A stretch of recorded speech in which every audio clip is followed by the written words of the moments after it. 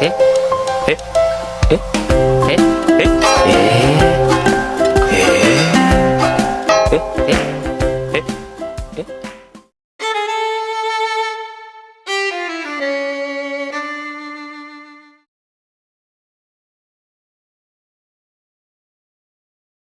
Si Lagdameo ang nagpag-suspend sa governor ng Davao del Norte kasi hindi ito kumampi sa kanya at itong governor na ito ay gustong magkaroon ng maisog rally.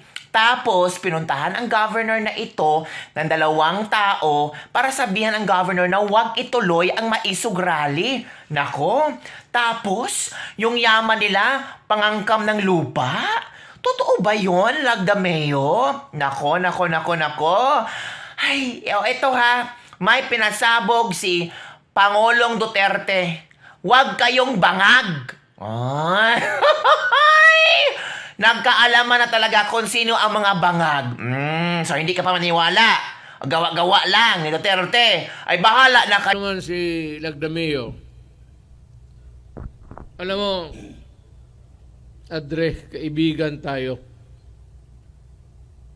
Tagal ng kaibigan, halos gabi-gabi nagkikita tayo dyan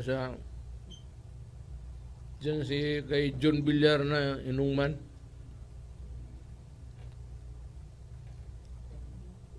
Do not try to be, yung DILG should be the one to resolve, to investigate, or to look into a matter concerning local government. Ikaw dito na sa Secretary of Justice ka, do not demean yourself. Sinasabi ko sa iyo, nililecturean kita, kasi alam ko isa ka rin. Alam ko wala kang alam. Umakyat kayo dyan sa Malacanang. Wala kayong alam lahat. Puro bangag.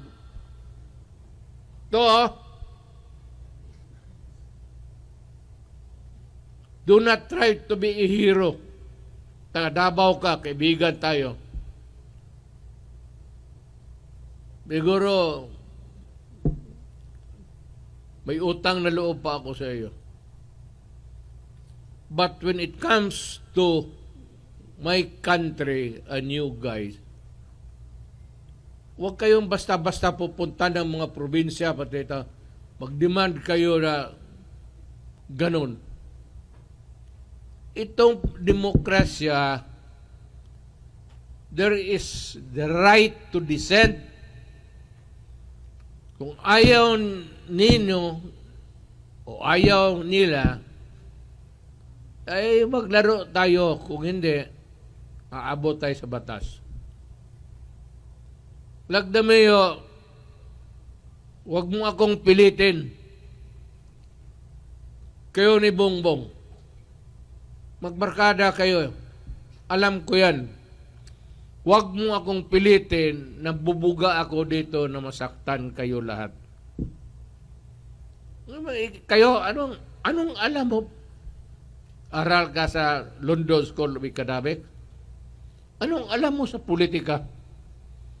Anong alam mo sa damdam ng isang mayaman kayo, umakyat kayo diyan.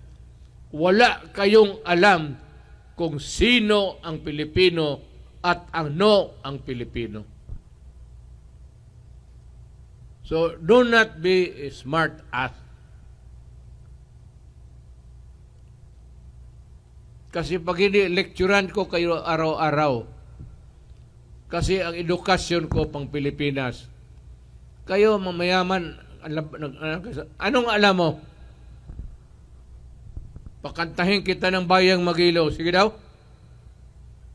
Lahat. Ako'y Pilipino. Sige. Alam ko wala. Sigurado yan.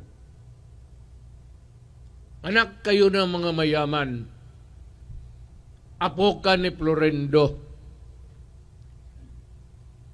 Yung lupa na yan ang nakuha ninyo sa penal colony hanggang ngayon. Nasa inyo pa rin yan. Hindi inyo yan, sa gobyerno yan. Dapat itapos at yung lupa na yan, ibigay sa mga tao.